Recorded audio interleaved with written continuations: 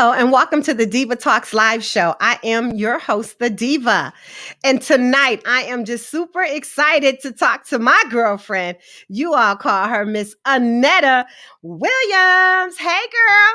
Hi, how are you? I'm good, beautiful. How are you? I am doing great. I'm excited because I'm on here with you. Well, you look great, which you always do. Thank you. I'm trying to model after you. Oh, stop. Now listen, the show is about you, and we're going to keep that focus on you, on you. We got so much to talk about. I just want to dive right in because you have been doing a lot and you've been sharing with us over these last couple of weeks. And so we're going to get into that for sure. But for those who don't know Annetta, who is Annetta? Annetta is Ben and Daisy's daughter. I am a mother of 4, grandmother of 3. I am, my background is healthcare, nursing, counseling, behavioral mental health. I'm a minister, author, international recording artist. I wear a lot of hats. I love to cook. I'm a baker, entrepreneur. I mean, I could go on. I think I just need to keep my hands busy. Well, you do. You definitely do. And one thing that I love about you is doing all of that. You know, some people would just be like, oh, but every time I see you, you have this big, beautiful smile on your face. What keeps you going? I've learned that everybody's not going to like everything you do. Perry ice cream have 95 flavors. I'm guaranteed to be somebody's flavor. So I feel like I need to push and keep doing whatever I need to do because somebody is being inspired, somebody is being uplifted, somebody is being encouraged. So I just learned how to do the 2 things that we're on earth to do is serve and help and serve. So that makes me smile when I see someone else being encouraged and someone else pushing through an obstacle just to get to a better place. Wow. I love it. Especially the Perrys. I'm going to have to steal that just so that you know. So just if we're together somewhere. Just put my name on it. I'm just going to say, I got this from my girl. Oh my God. So now we talked about some of the things that you do. Singing. Where did you get that voice from? My dad and my mom both are singers. My dad was a recording artist all over the country. He plays bass, guitar, drums, keyboard, everything. He was a blues singer.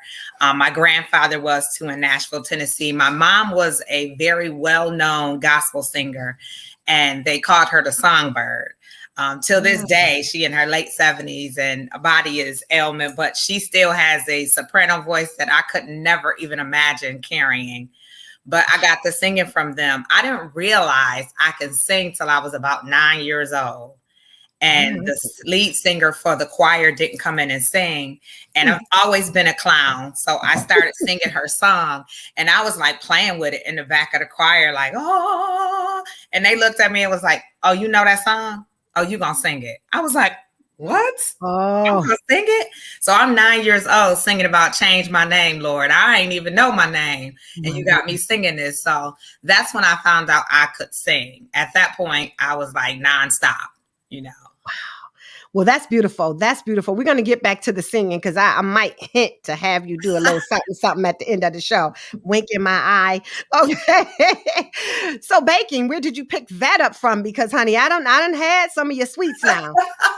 My grandmother, because my mother can't bake a stitch of anything. My grandmother and my sister kind of encouraged me to bake because she was baking and she like the baking queen. So she was like, come on, you can bake. I was like, well, I'll bake the cookies and you do the cakes. And then she was like, no, I like the way you decorate the cakes. You're going to do the cakes and the cookies. I love baking because it's therapeutic. That's my time in the kitchen. Listen to my jazz, bake, move, and just be creative. Because, you know, we're creatives. Right. Well, you do your thing. You do your thing. So now listen, I'm going to dig right in because you have done something just recently that a lot of people wouldn't do. You know, we get on social media and we see people and you know, I don't really get into the whole fat, skinny, this, that, and the other. You're built how you're built. But there are a lot of people who have had things done and they don't share and they don't have to. That's their business. Right. But you have taken us on this journey with you. Talk about this journey that I'm talking about, that you have allowed us to go on with you, and why. Okay. For years, I battled with sickness, from breast cancer to Crohn's disease, to having a TI, stroke after dealing with the chemo and radiation and stuff, and the medication. And I just continuously kept continuously gaining weight. It was like every year it was an extra 20 pounds, 22 pounds. So I struggled and battled with the fact of doing the surgery. So I kept saying, I'm gonna do it. I would do it, and then I'll fall through, because I felt like I was defeating my own self. And I was like, you can't do it on your own. You need to do something else. So then I made a decision during COVID, like, you know what? I need to live for my grandkids. I want to run around with them. I want to be able to see my kids all get married and all that stuff. So at that point, I made a final decision to do the gastric sleeve surgery. That surgery is less invasive. What they do is they cut down your stomach to for you to contain about 2 to 4 to 6 ounces of food. So they cut about a third of my stomach down. So I began to do that process on May the 11th. I walked into the hospital weighing 306, a whopping 306, as I say. I held it well. Yes, you did. But yes, it was there because my knees was crying and my back was screaming. But I did that. And currently right now I'm at 268 pounds. So awesome. It has been awesome. What I thought was a easy scapegoat was not, because you have to be diligent about eating protein, diligent about your food intake. So where normally people are eating 3 meals a day and having 2 or 3 snacks, I literally have to eat 6 small meals in the quantity of 2 ounces, at the max 3 ounces. So it's also training me to watch what your intake is and reading labels now. You know, So my biggest thing was chicken wings. I love chicken wings. That's my weakness. Chicken wings and bread. But to know now that I have not had any bread in 4 months, and I don't miss it, because my journey has pushed me to a different mindset to just be healthy. Now, is there a substitute that you can use? I mean, I don't know a substitute for bread, but I don't. Well, I can do organic bread because it has less calories, but because something is your addiction, it's your downfall.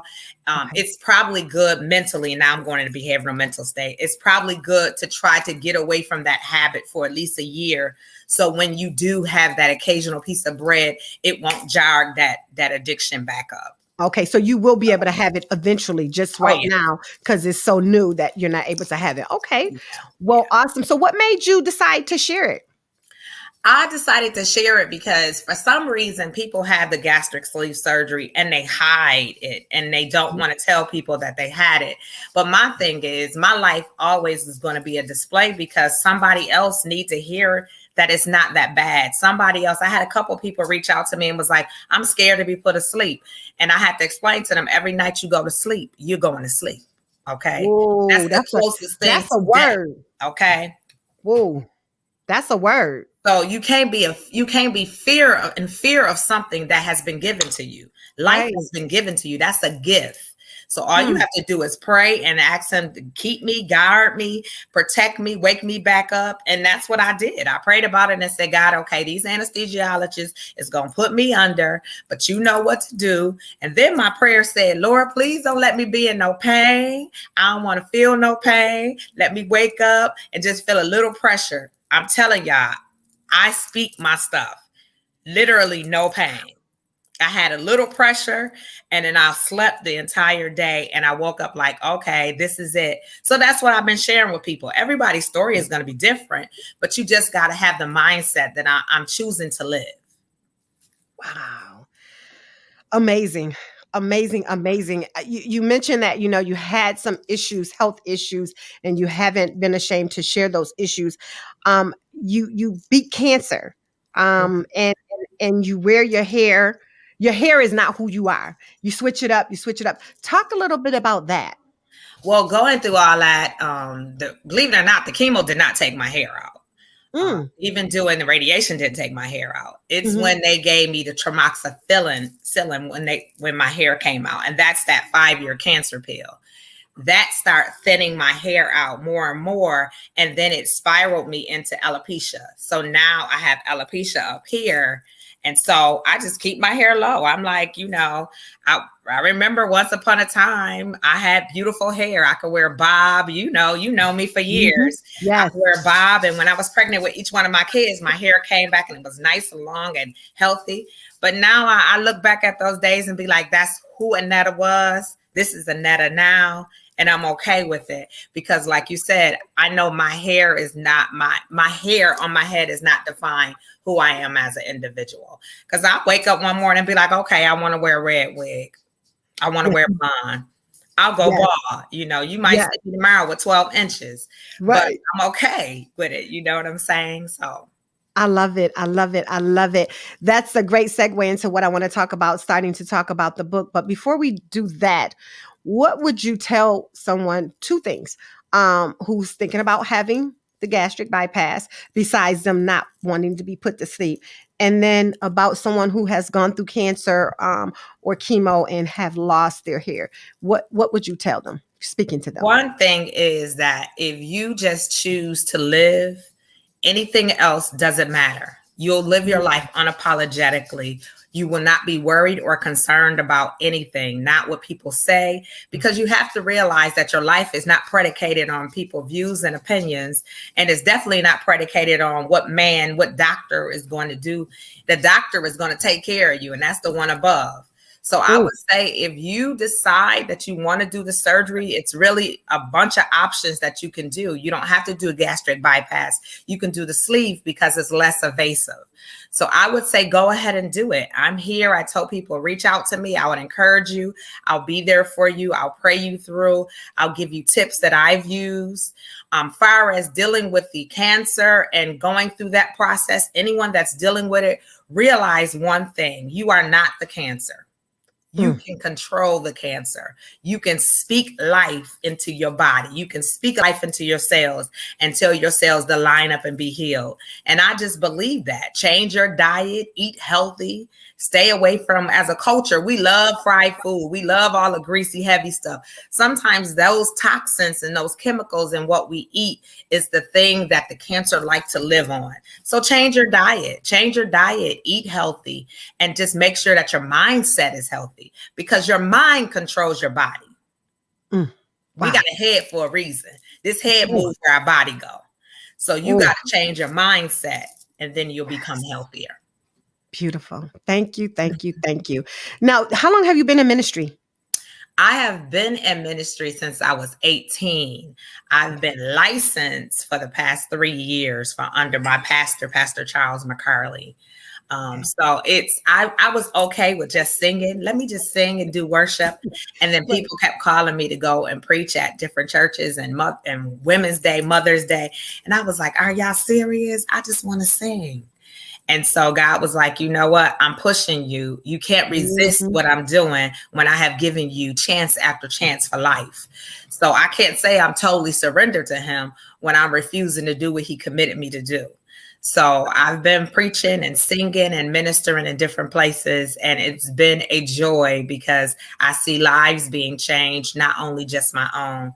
So my motto now is that I live to preach. I don't preach just to live. Oh, okay. I love it. I love it. You know what I also love about you is you're real. You're authentic. Yes, you are a minister, but you get down and dirty when it comes to real conversations. I've watched your lives, and you talk about the things that people want to talk about but are afraid to talk about. Where does that come from? I'm a rebel. Okay, I give you that.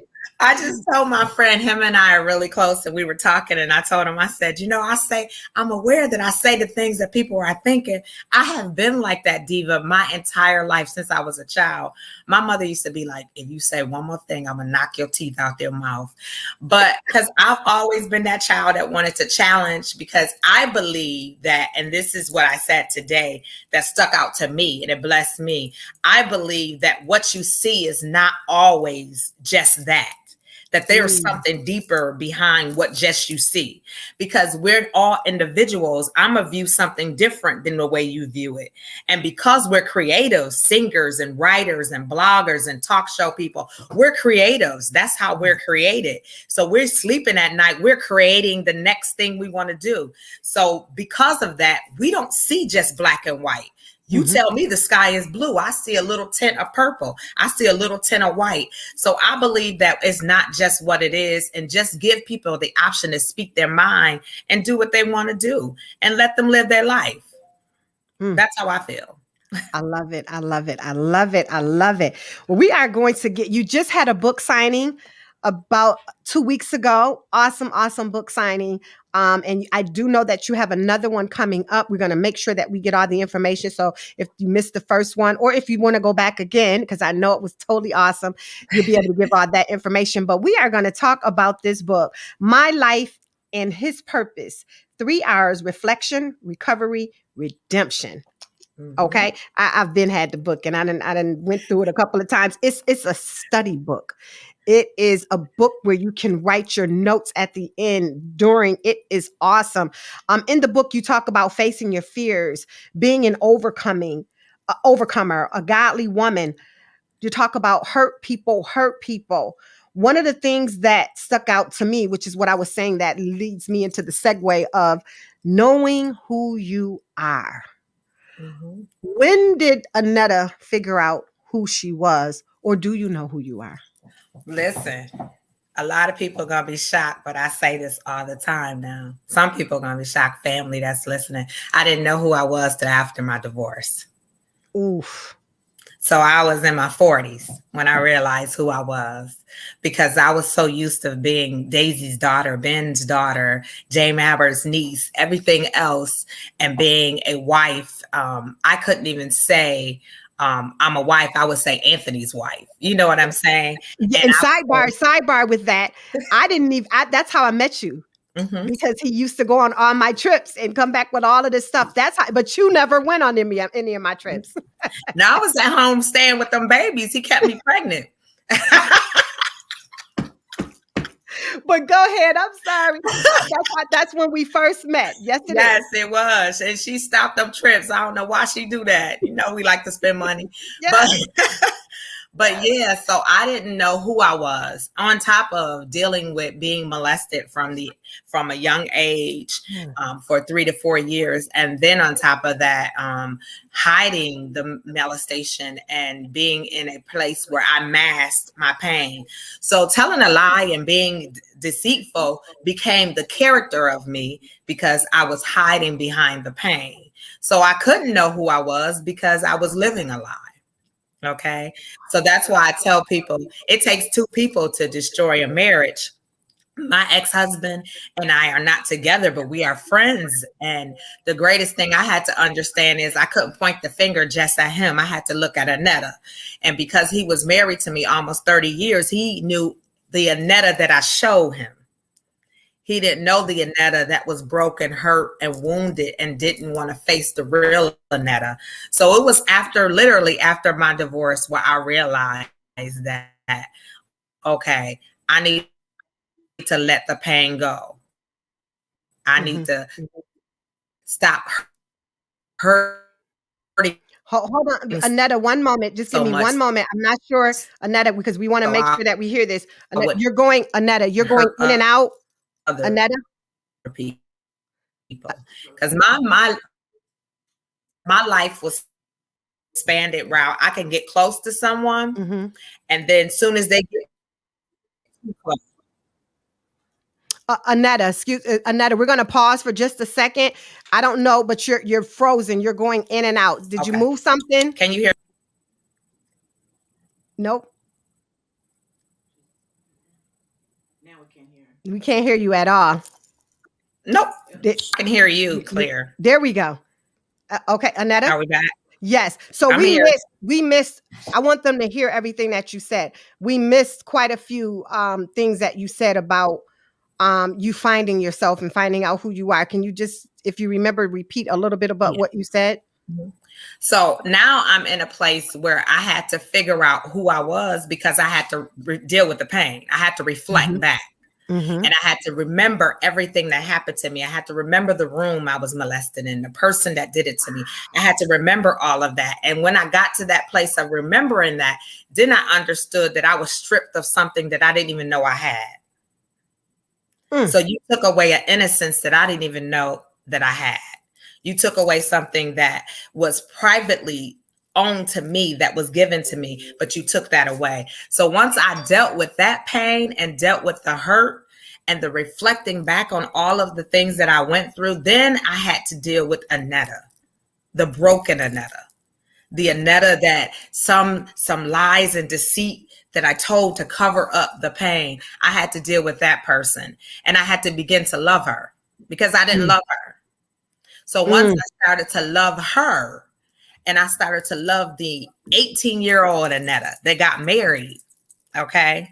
Then I began to love the 30-year-old Annetta that went through the sickness. Then I was able to love the 40-plus Annetta that went through the divorce. And then I had to get to the place to forgive people because they only hurt me because they didn't know I was hurt.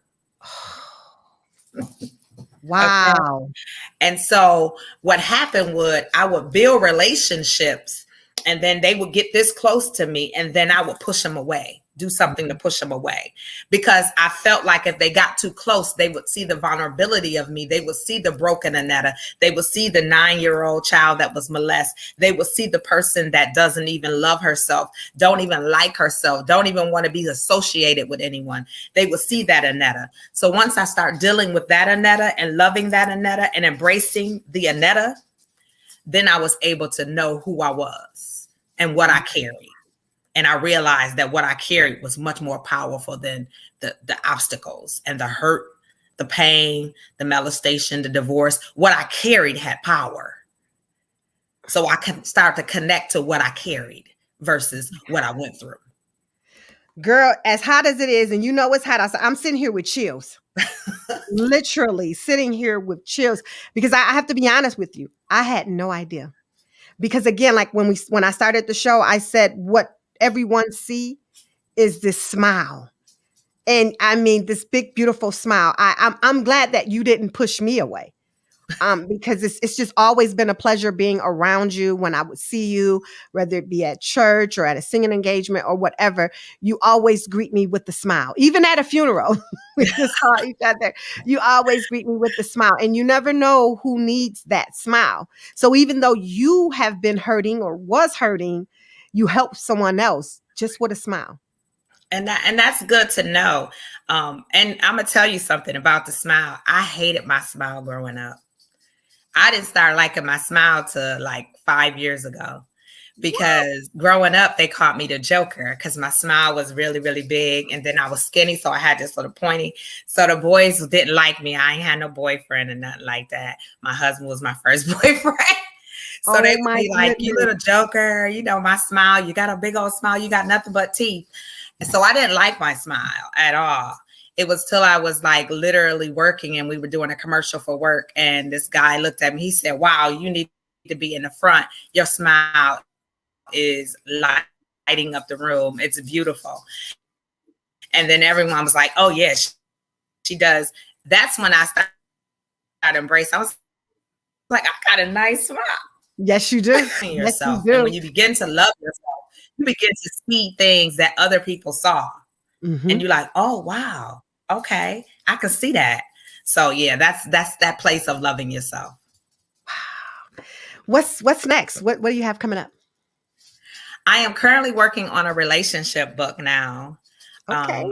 I can't tell who the male guy is who's working on it with me, but I'm working on a relationship book because a lot of people are struggling after divorce, you know, in your 40s and dating.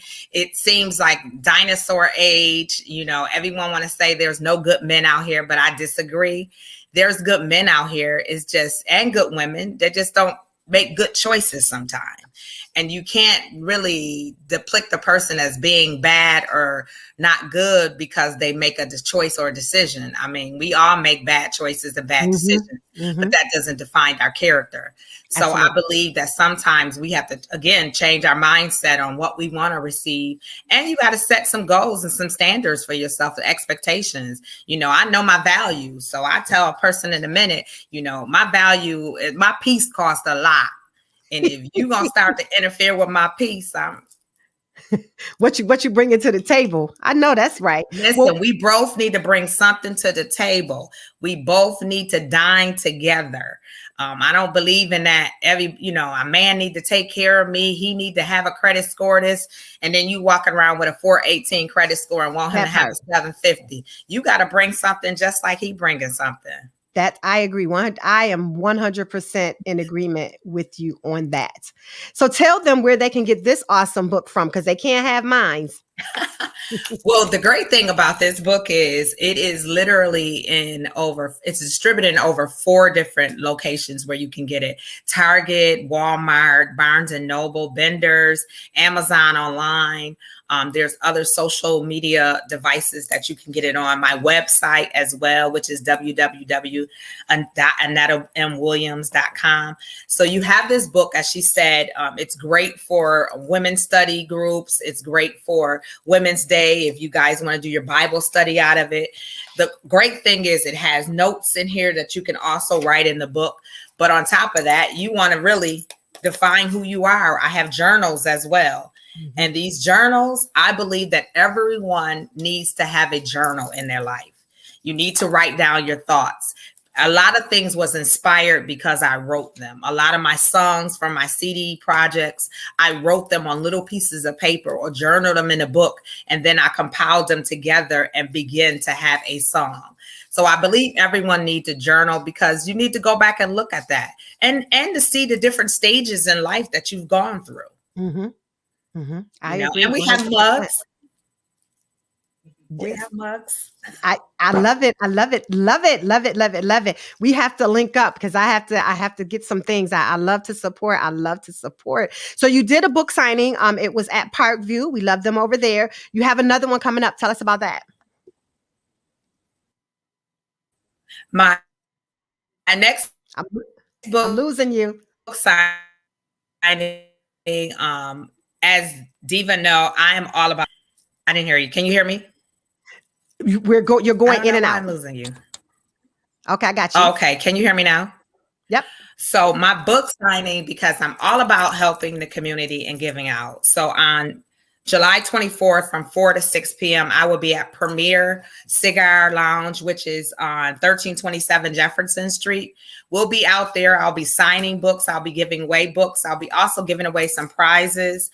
I'll be giving away a bike, as well as giving away hot dogs and chips and soda and water to the community on Jefferson, because I believe that people need to see you being able to bless them in order for you to be blessed. Okay. Wow. So I definitely want to be out in the community, letting them know that I appreciate their support. I appreciate the love. I appreciate the encouraging words. I appreciate people coming up saying to me, I appreciate you. So just that is an encouragement to me. So I want to definitely be out there. I got some of my team out there. We're going to be grilling the hot dogs, passing them out to people, just encouraging people and just getting them to the place of recognizing that they can push through any obstacle, any pain, any hurt, and they can do what I do. You know, I'm no special person. I'm just doing what he calls me to do. So you can do all of this. You can have a book out. You can have CDs out. You can do all of that. You can travel across the world and internationally and sing in different places and minister. You can do that. You just have to really release yourself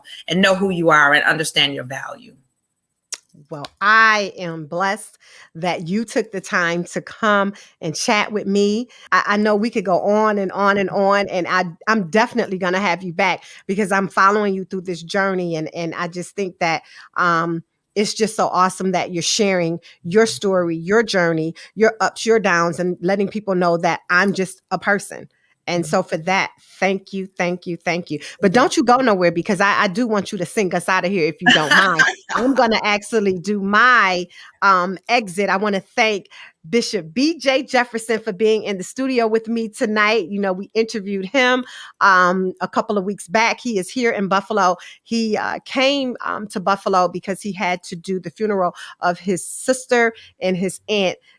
We send our condolences to you for that. He did both funerals back to back, but he was originally coming anyway to do a 3-day service starting tomorrow at the Pilgrim Baptist Church. And BJ will actually be, and we call him BJ, will be preaching on Thursday at 7 p.m. So if you are available, make your way down to Pilgrim. And if you're not available, you can always catch him for brunch with the bishop at 8 a.m. on DAPtv, Twitch, and he has it on his Facebook page as well. So thank you, BJ, for stopping into the studio. And we're going to wish him safe travels back when he does go back to Atlanta, and thank his wife for having him be here with us. But again, as I always say, I appreciate you watching. You didn't have to, but I am sure happy that you did. I wanted to share the mug. Another, what I do is I bring a mug. People gift me with mugs, and I share it on the show, and I bring it according to the guests that I have. And so this mug was gifted to me, and it says, "Be strong and courageous." Joshua 1:9. That's you all day long. This is you all day long. I surely appreciate you. Listen, guys, I'm not going to be on next week. We're going to take a little break. I will be back on July the 13th, and my guest will be from the YMCA, William Emsley YMCA, Miss Danielle Roberts. Cannot wait, cannot wait, cannot wait. But have a happy, happy, safe July 4th holiday. And as I always say, find your happy space. And when you do, you make sure you stay there. Again, have a blessed, blessed day and an even better, better weekend. And I'm just going to ask my special guest, Miss Annetta Williams, go get this book, y'all. Get this book. She told you where you can get it from. And make sure you see her July 24th if she would take us out. I love you, sis. After the show is over, make sure you stay on. It's on you. God bless you. All right. So she wants me to sing. Okay. Don't you hate when people put you on the spot? They'll be like, sing. I love it. I love it. There is none like you. No one else can touch my heart like you do. I have searched throughout eternity, Lord, and find there is none. There is none. There is none. There is none like you. God bless you. Have a good night, everyone. See you in 2 weeks. Have a good night. Good night.